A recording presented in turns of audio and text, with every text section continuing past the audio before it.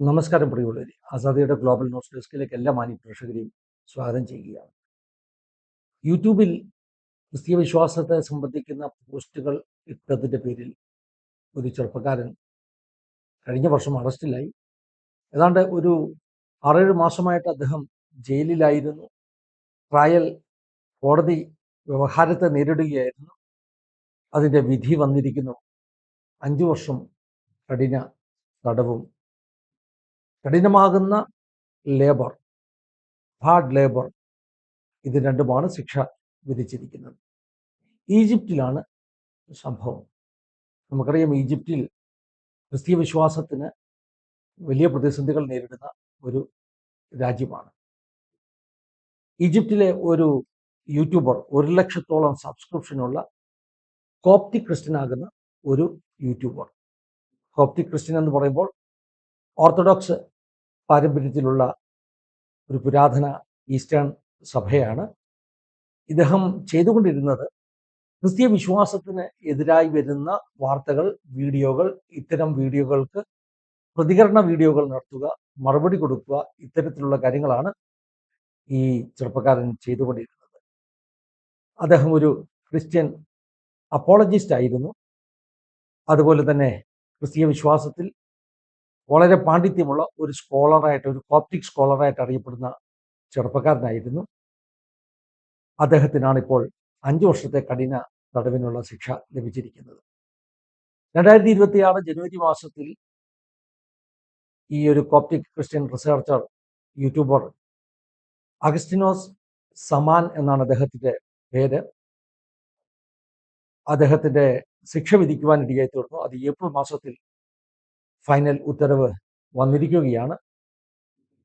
Social മീഡിയയിലൂടെ മതപരമാകുന്ന വിഷയങ്ങൾ ചർച്ച ചെയ്തു, സോഷ്യൽ മീഡിയയെ മിസ്യൂസ് ചെയ്തു എന്നൊരു കുറ്റം, അതുപോലെ തന്നെ കണ്ടംപ്റ്റ് ഓഫ് റിലീജിയൻ, മതത്തെ അവഹേളിച്ചു അല്ലെങ്കിൽ അലക്ഷ്യപ്പെടുത്തി എന്ന മറ്റൊരു കുറ്റം, ഇതൊക്കെയാണ് ഈ ചെറുപ്പക്കാരൻ്റെ മേൽ ചുമത്തിയിരുന്നത്. അദ്ദേഹത്തിൻ്റെ ശിക്ഷ ഈജിപ്ഷ്യൻ കോടതി ഇപ്പോൾ പ്രസ്താവിച്ചിരിക്കുകയാണ്. ക്രിസ്തീയ സംഘടനകൾ, പ്രത്യേകിച്ചും ഇങ്ങനെയുള്ള കേസുകളിൽ ഇടപെടുന്ന ഇന്റർനാഷണൽ ഓർഗനൈസേഷൻസ്, ഈ കേസിൽ ഉയർന്ന കോർട്ടിലേക്കൊക്കെ അപ്പീലിന് പോയിട്ടുണ്ട്. അതായത് നിയമപരമായ സഹായങ്ങളൊക്കെ ADF പോലെയുള്ള സംഘടനകൾ ഇദ്ദേഹത്തിന് നൽകിക്കൊണ്ടിരിക്കുന്നു. ഇദ്ദേഹം മാത്രമല്ല, കഴിഞ്ഞ ജനുവരി മാസത്തിന് ശേഷം ഇതുപോലെ തന്നെയുള്ള പല ക്രിസ്ത്യൻ യൂട്യൂബേഴ്സും ഈജിപ്തിൽ അറസ്റ്റിലായിട്ടുണ്ട്. അവരും അവരുടെ വിധി കാത്ത് കഴിയുകയാണ്. ഇവിടെ ഈ വാർത്ത ഞാൻ സംസാരിക്കുമ്പോൾ ഇത് ഈജിപ്തിൽ നിന്നുള്ള ഒരു വാർത്തയെന്ന് ലാഘവ ബുദ്ധിയോടുകൂടെ ചിന്തിക്കരുത്. അതിന് അപ്പുറമായി ഭാരതത്തിലെയും ചില സംസ്ഥാനങ്ങളിൽ സോഷ്യൽ മീഡിയയിലൂടെ മതപ്രചരണം നടത്തുന്നു എന്ന കുറ്റം ആരോപിച്ച് ആളുകൾക്കെതിരെ നടപടിയെടുക്കുവാൻ കഴിയുന്ന വിധത്തിലുള്ള നിയമങ്ങൾ പാസാക്കിയത് നേരത്തെ തന്നെ ആസാദിയുടെ ഗ്ലോബൽ ന്യൂസ് ഡെസ്കിലൂടെ നമ്മൾ ചർച്ച ചെയ്തിരുന്നു.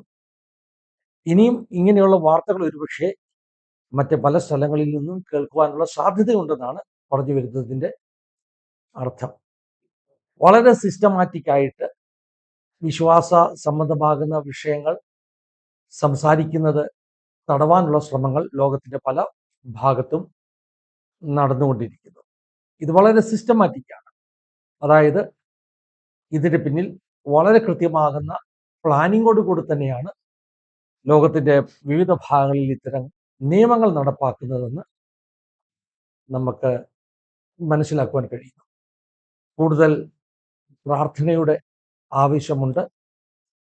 ഇങ്ങനെയുള്ള വാർത്തകൾ കേൾക്കുമ്പോൾ ലോകമെങ്ങും കഷ്ടമനുഭവിക്കുന്ന ദൈവമക്കൾക്ക് വേണ്ടി പ്രാർത്ഥിക്കുക എന്ന ഒരു സന്ദേശമാണ് നമ്മൾ ഈ ന്യൂസിലൂടെ പ്രേക്ഷകരുമായിട്ട് പങ്കുവെക്കുന്നത്. നമ്മുടെ ഉത്തരവാദിത്തങ്ങളെ മറക്കാതെ നമുക്ക് ജീവിക്കാം. ദൈവം എല്ലാവരെയും സഹായിക്കട്ടെ, അനുഗ്രഹിക്കട്ടെ. God bless you all. Have A wonderful time.